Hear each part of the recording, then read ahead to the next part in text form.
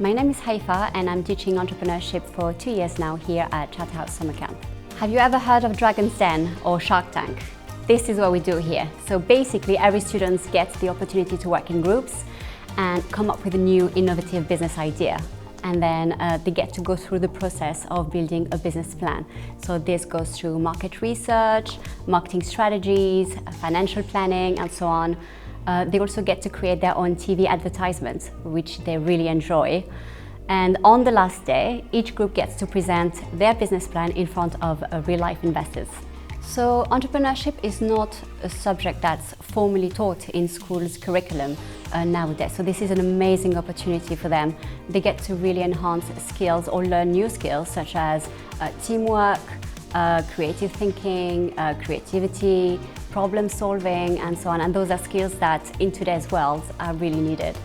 I think they enjoy the most the collaborative aspect of the course. They also like the creative side of things. For example, all the corporate branding, the logo, they get to create their own TV advertisement, which they really enjoy. So I would say this course is open to anyone that wants to enhance those skills, learn about business plans, about creativity, teamwork, problem solving, critical thinking.